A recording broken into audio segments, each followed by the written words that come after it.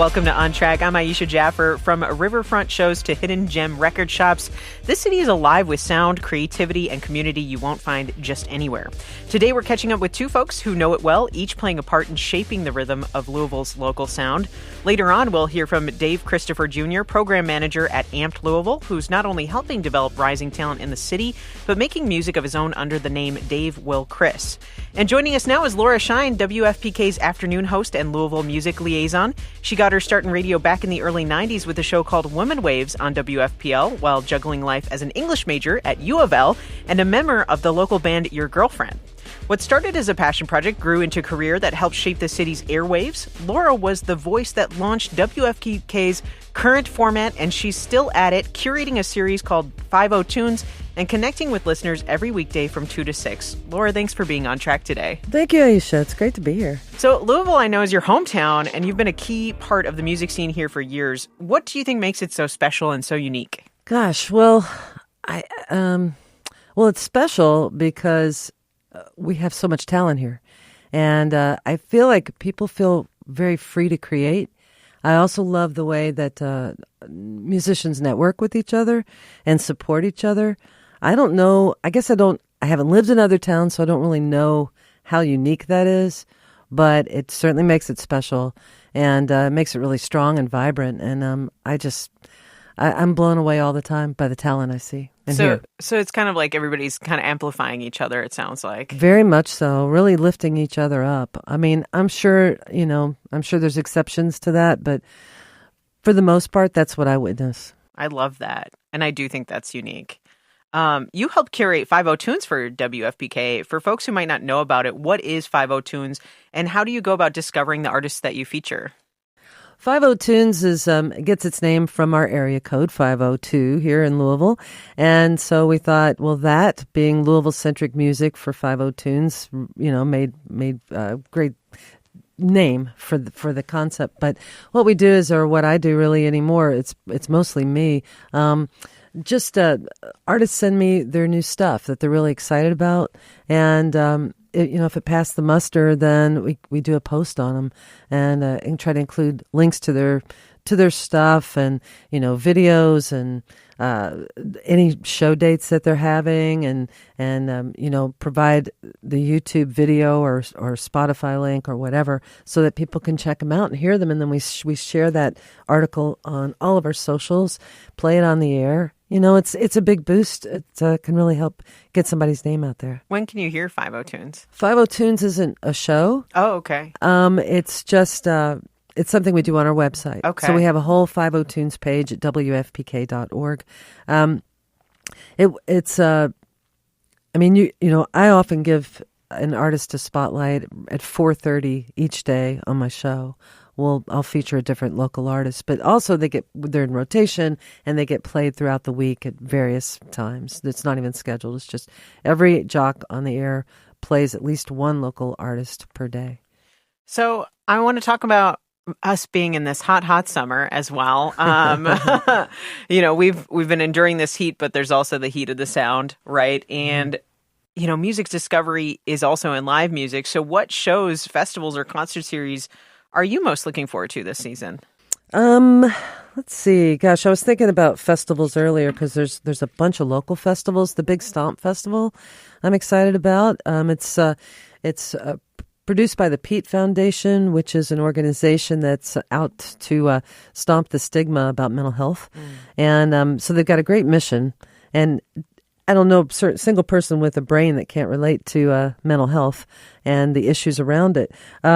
So they're doing that July 25th and 26th at Brown-Forman Amphitheater. Murder by Death is going to be there, and the record company and many other bands. And that's one of the festivals I'm excited about. Louisville Jazz Fest is coming up at Iroquois Amphitheater on August 1st and 2nd. Lots of great artists there. Louisville Pride Fest. I know we just had the Kentuckiana Pride Fest, but there's another Pride Festival that takes place on the streets of Bardstown Road near Grinstead intersection, and that happens September 6th. And they've always got really interesting performers, lots of local presence, and usually a national performer who comes. And that's another street festival I enjoy. And of course, Bourbon and Beyond. I'm pretty partial to that. I've heard people complain about it's so expensive, it's this and that. But the truth of it is, if you were going to go to all those individual concerts of those, 200 something artists, it would cost so much more. And I feel that it's an amazing place to just witness and learn about new artists. And it's very, very well organized. So I'm a fan. And then, gosh, there's so many more, but those are the big ones for me. I love that. Yeah, I've heard about Bourbon Indiana as a newbie, and I'm like, oh, all my favorite artists. I'm very excited. Yeah. Well, another one, of course, is WFPK's Waterfront Wednesday. It's become a staple of summer.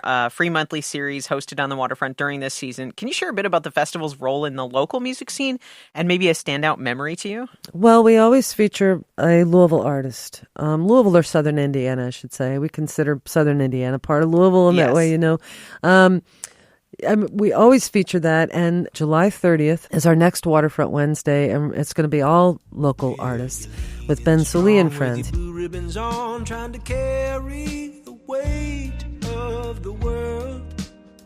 He's extremely popular, very accomplished, very talented. It'll be Ben Sully and then Mars, who's an R&B artist.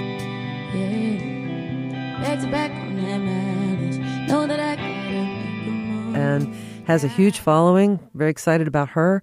And Sydney Sled and the Swarm, one of my favorite live bands right now. Oh, I'm going to Louisiana, and I'm a hideout in that swamp. 'Cause baby, don't you know that your mama's on the run? I love them. Sydney Sled is a real powerhouse singer, and they've got some surfer twang to their music. And it's tales of murder and love and revenge and all kinds of stuff. It sounds dark, but they really rap it in a very upbeat, fun way. So I'm excited about seeing them too. Sydney Sled and the Swarm is the name of that band. And What a great name. oh, it's a great name. Yeah, and they're all such good players, and they've been making records, and I'm really hopeful for them. I would love to see them move to the next level. So it seems like another good platform, really, to rise up these local artists. It is, and every Waterfront Wednesday, we highlight someone. The other day, for Waterfront Wednesday, we had the Kentucky Gentlemen, who are from Versailles, Kentucky, and they're twin brothers, and they brought the Fringe in the super hot weather, and they were just phenomenal. They're just incredible singers, and their harmonies, and they do some funk and R&B, and with a country twang to all of it. It's very interesting. And they did it well and proved another skill that they can do it in any weather. Yeah, yeah. So I'm when you ask about memories, I'm trying to think about. I mean, my Morning Jacket did a Waterfront Wednesday way back in the day when we were on the Harbor Lawn. That was a much smaller space. I mean, we've grown to be on the Big Four Lawn now. Also, there was a guy named Tim Krekel, who I absolutely adored and loved, and he's a Louisville legend, and he passed away several years ago.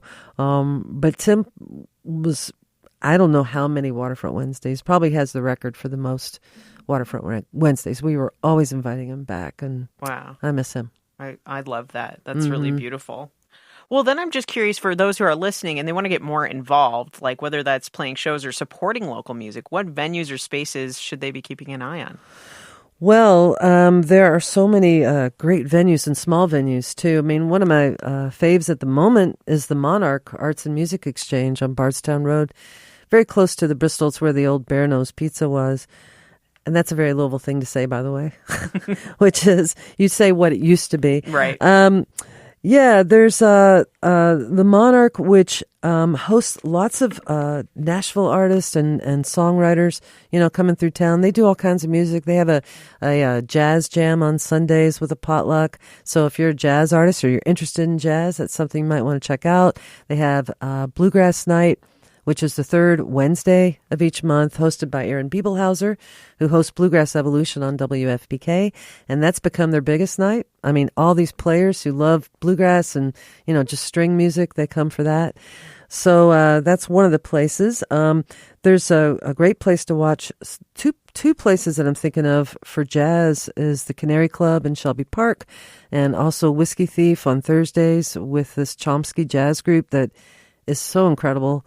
There's Zanzibar, of course, which is a bit of a smaller venue. The Whirling Tiger has been just great for the local music community as well. there's Gerstl's has an open songwriters night now every third Thursday. I know when you say every third something, it's kind of hard to remember, but that's what it is, and that's how people try to remember. But Gerstl's has this open songwriters night on every third Thursday from 7 to 9, and it's hosted by Leanne Yost, who's a longtime Louisville musician, and she's just pulling in some of the best for that. So I think that's really fun. I love that those artists are being highlighted and in a space where they feel good, and it's not too big, it's kind of cozy, and yeah. And also feeds into the artist supporting artists, it sounds like, which is really cool Very to much hear so. about. And, you just put it on your calendar. Yep, exactly. Oh, there's also the Portal, which is on 15th Street, used to be where Tim Faulkner Gallery. And the Portal supports a lot of the more heavy bands and punk and, sort of that speed metal kind of stuff.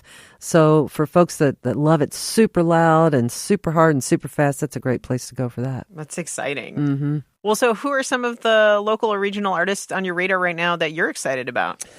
Gosh, I was thinking about that, and I have so many favorites, but I mean, I guess, Small Time Napoleon is a band that I really love. They can be really jazzy, or they can be rockin', and they often, do a fusion of both. I like some of these fusion bands, like Small Time Napoleon. They got a great new album out. Also, Hot Brown Smackdown.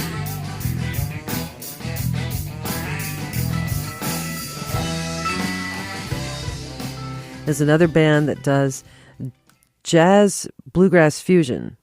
So and then a little bit of funk, a little bit of jam band going on, and their musicianship is fantastic. They're incredible. And we've had both of those bands for Waterfront Wednesdays in the past as well. I really love an old favorite, a band that's just celebrated something like their 35th anniversary or something, Danny Flanagan and the Rain Chorus. And how can you sleep on a day like today? How can you cry on a day like today? How can you... They don't play very much anymore, but they always have an annual gig in December to mark their anniversary. And I went this last time at Melwood Tavern, another fun place to watch music, by the way. And it was great hearing those old songs. And Danny is an incredible frontman, and the band is just fantastic. And I mean, that's just 3 of about 50 I can name. Easy. Laura Shine, thank you so much for sharing these recommendations, sharing these things and this love of local music here on Track today. My pleasure. Thanks for having me. Laura Shine is WFPK's Louisville music liaison and the curator of 50 Tunes. You can hear her on 91.9 WFPK Monday through Friday from 2 to 6. We'll be back in a moment. You're on Track with Louisville Public Media.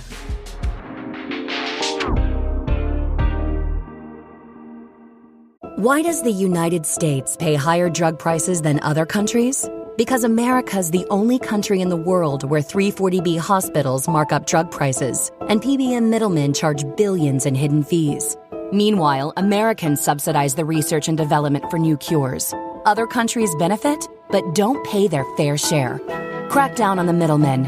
End the free riding. Lower drug prices. Go to balancethescales.org to learn more. Paid for by Pharma.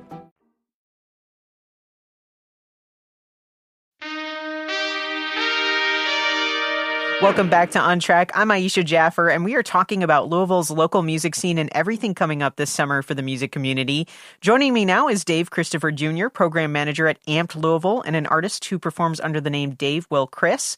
He's a rapper, producer, and co-founder of the Louisville Hip Hop and Arts Festival here in Louisville. Dave, thanks for joining us on Track. Thank you for having me.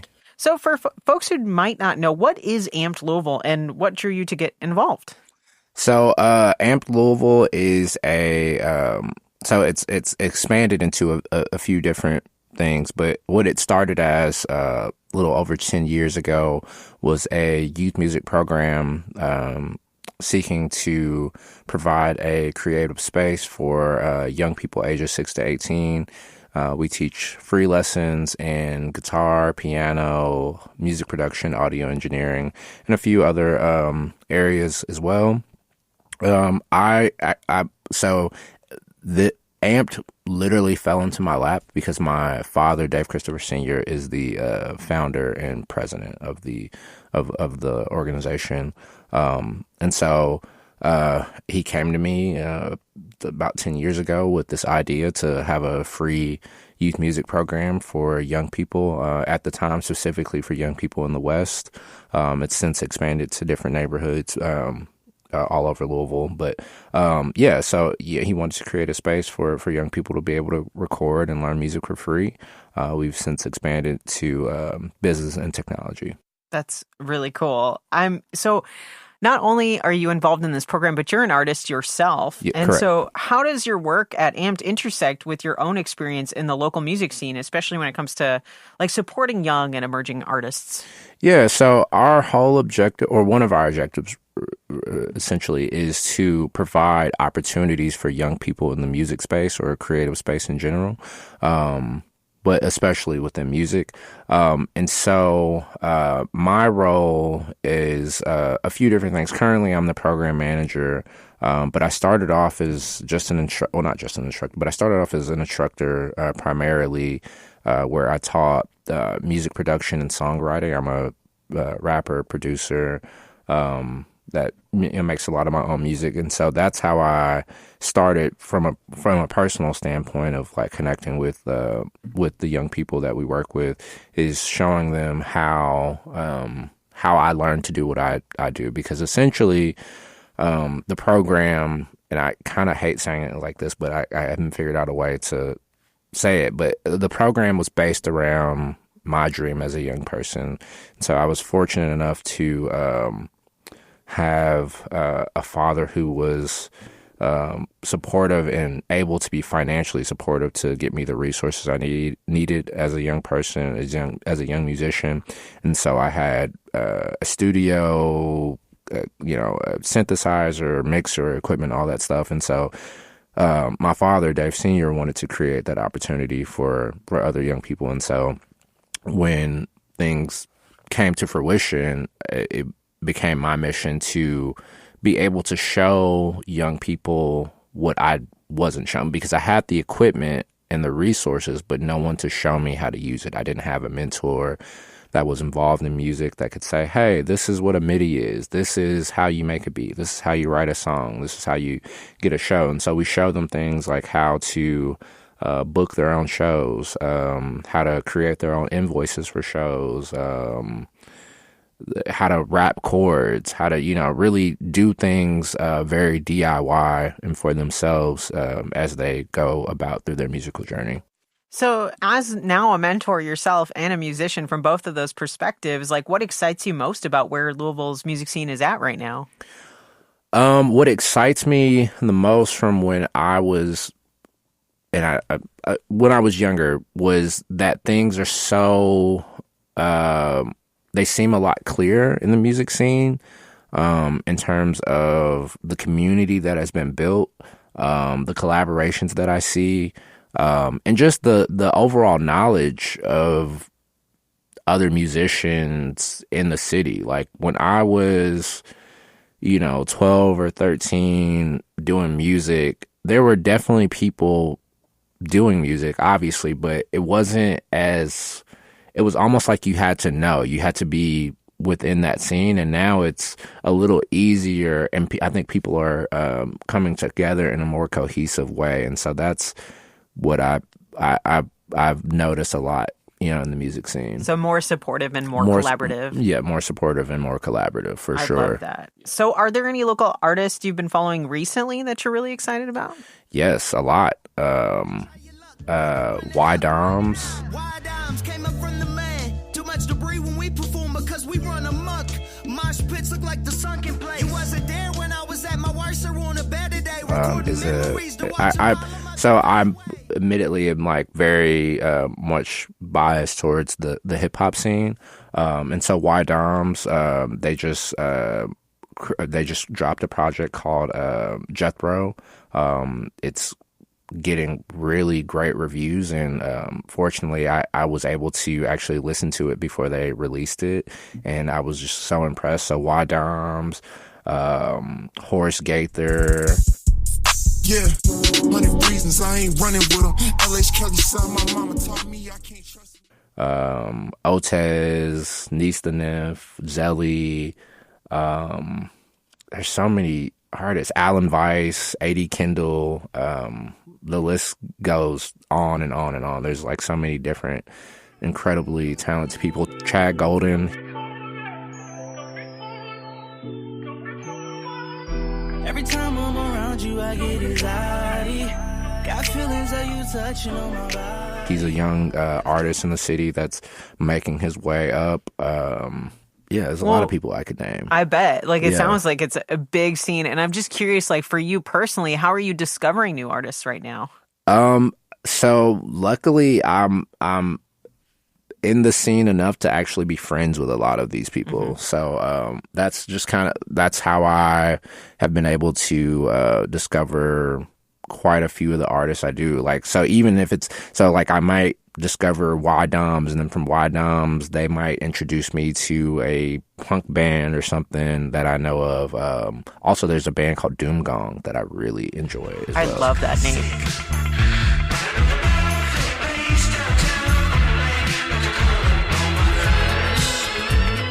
Doom Gong, if you haven't had a chance to see them play, they're like a psychedelic rock band. They are amazing. Yeah, they just actually came off a tour, and so they're amazing as well. But anyway, but yeah, so I find music through friends, associates, Instagram, things like that. Yeah. So are there also like places that are go-tos for discovering those music, so that it's like in that scene, like that are doing a really good job, like supporting the scene itself as well and part of the community? You mean like venues and stuff like that?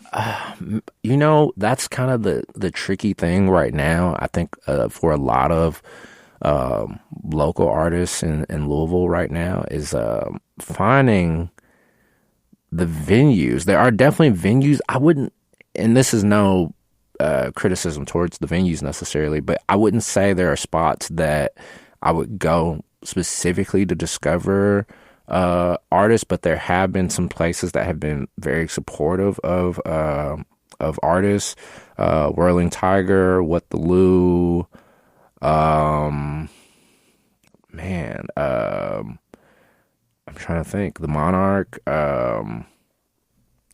I'm blanking a little bit, but that's been kind of the thing for, I think, a lot of people. Headliners has been super supportive to me and the people I know, which is a staple. But yeah, I think right now a lot of people are really trying to find like those venues that they can call on and say, hey, this is the spot that you go and discover music. But I don't know that I can, I have that right now. Well, you you co-founded the Louisville Hip Hop and Arts Festival, which had given artists that platform. Mm-hmm. I'm curious, like, is this part of the inspiration of the idea? And is that something that's still growing, or you are kind of like evolving into different kinds of events and things? Yeah, so that is definitely where that idea came from. So like I mentioned earlier about just trying to have a more cohesive music scene. So that's where it really started, is, my partner Tay at the time,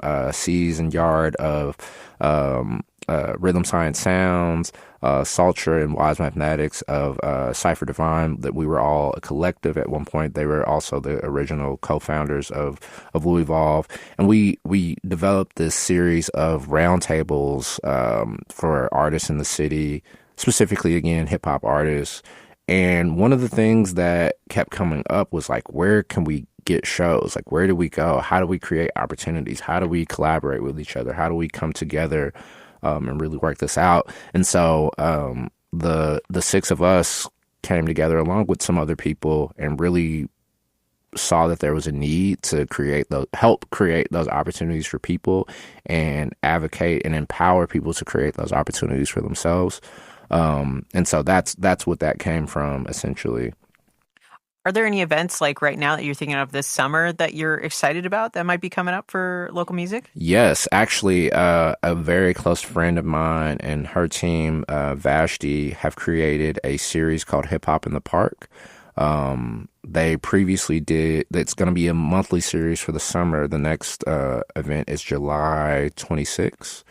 And so that came out, and she could explain it a lot better, so I'm going to try not to butcher it. But that idea came from just paying homage to hip hop, just that essence of taking it back to where it started in the parks of New York, with Clive Campbell and his sister Cindy Campbell starting a party to get back to school money, and there we go. Hip hop is, invented.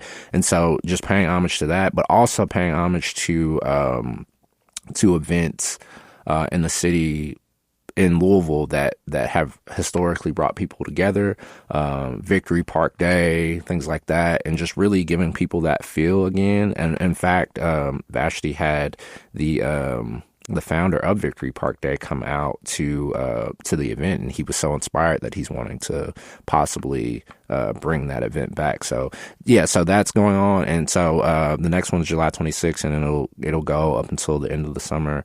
And so I'm really excited about that because it gives again another opportunity for some great hip hop artists in the city to showcase themselves. I love that. I love that so much.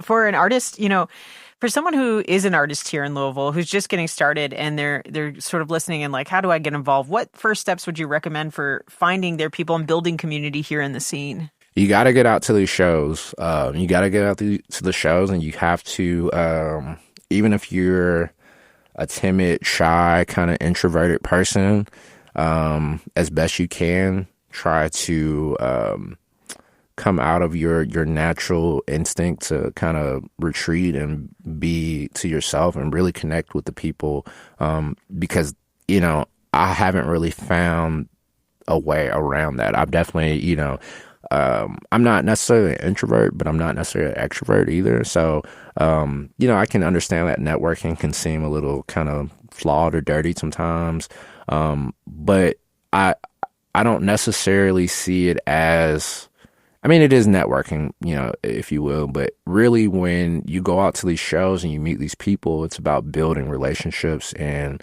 finding the common place to be able to collaborate and sustain, because I don't think I've met anyone who's been able to do it on their own without any support. And so you got to come out to the shows and you got to mingle and meet with the people that are doing it. Dave, thank you so much for your time, and thanks for being here on Track today. Thank you. Thank you for having me. On Track is a production of Louisville Public Media. The On Track production team includes Michelle Tyreen Johnson, Alex Biscardi, and Laura Ellis. Our music is by Kojin Tashiro. If you'd like to revisit this episode or explore other community-focused conversations, visit LouisvilleOnTrack.org or find us in your podcast app. Have feedback or ideas for a future show? Connect with us at 502-814-TALK or ontrack@lpm.org. I'm Aisha Jaffer, and remember, if you like that local beat, make sure you put your support on repeat. Until next time, you're on track with Louisville Public Media.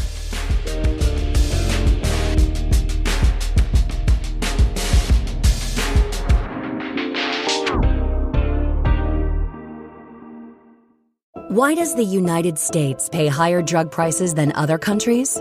Because America's the only country in the world where 340B hospitals mark up drug prices and PBM middlemen charge billions in hidden fees.